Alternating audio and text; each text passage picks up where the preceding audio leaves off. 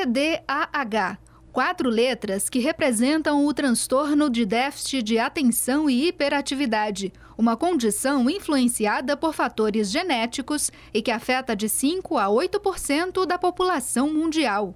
TDAH é um transtorno do neurodesenvolvimento, que significa transtorno do déficit de atenção e hiperatividade. Ele é caracterizado por padrões persistentes de desatenção, hiperatividade e ou impulsividade. As pessoas costumam fazer uma confusão e acrescentar uma outra sigla como TDA, por exemplo, de transtorno de déficit de atenção. Mas nos manuais diagnósticos isso não ocorre. Estudos apontam que no período de 20 anos, a prevalência de TDAH no Brasil subiu de 6,1% para 10,2%. Um problema de saúde que começa na infância, passa pela adolescência e predomina na vida adulta. Caracterizado principalmente pela desatenção e impulsividade, esse transtorno afeta a vida de 11 milhões de brasileiros. Especialistas alertam que nos últimos 5 anos houve um aumento no número de diagnósticos no país. No entanto, é preciso estar atento ao acesso à informação sobre o transtorno.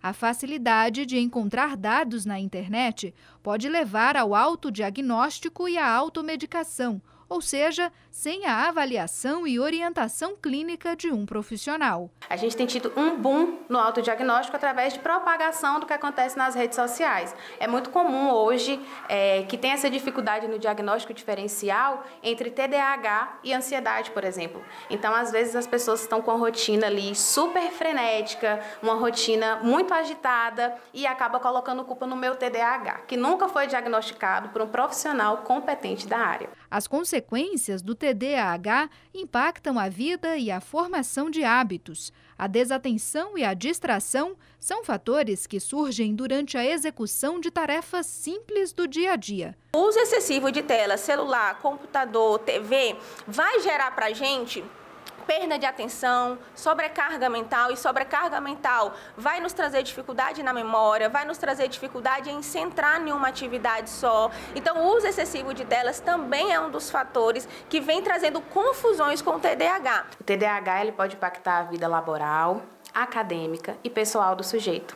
Por quê? Porque vão surgir dificuldades na manutenção da organização e das rotinas.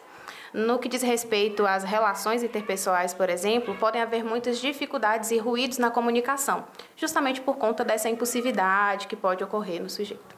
Outro ponto importante no diagnóstico é que o TDAH é uma condição que afeta a vida desde a infância. Juliana, estudante de Direito, recentemente iniciou o tratamento para aprender a lidar com o transtorno. Um problema que começou quando ela ainda era criança. E desde criança, pequenininha, eu já me achava uma pessoa estranha, meio fora do padrão. Então eu comecei a mascarar os sintomas para poder me encaixar ali dentro do ambiente que eu estava, para não me sentir sozinha, para não me sentir excluída, para não ser motivo de chacota. E mesmo assim fui em diversos momentos. Mas conforme a gente vai crescendo, a gente vai aprender a mascarar.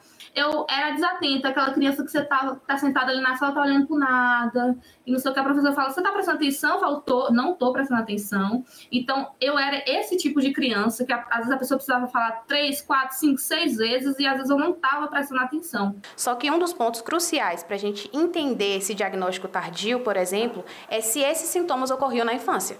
Eles precisam ocorrer na infância. Então, uma dificuldade escolar, necessidade de adaptação curricular, né? Às vezes pode ter passado despercebido, isso pode não ter acontecido. Então, aquela criança que era considerada como difícil, com um comportamento mais agitado, né? Aquelas crianças hiperativas que as pessoas falam no senso comum. Então, assim, pode ter passado despercebido. Agora, se esses sintomas não existiam, dificilmente, na vida adulta, o diagnóstico de TDAH vai existir. Aí a gente vai ter que fazer um diagnóstico diferencial com as outras condições clínicas. O alívio para Juliana só chegou na vida adulta, com o diagnóstico e o apoio de profissionais. Um caminho cheio de desafios, mas importante na vida de quem precisa aprender a conviver com o TDAH. Quando eu entendi que não era assim de fato que a gente deveria funcionar, que não é assim, que não tem que ser todo esse sofrimento, toda essa angústia que eu sempre convivi, foi surpreendente. Quando eu recebi o diagnóstico, foi um alívio e uma sensação de alívio e uma sensação de surpresa também.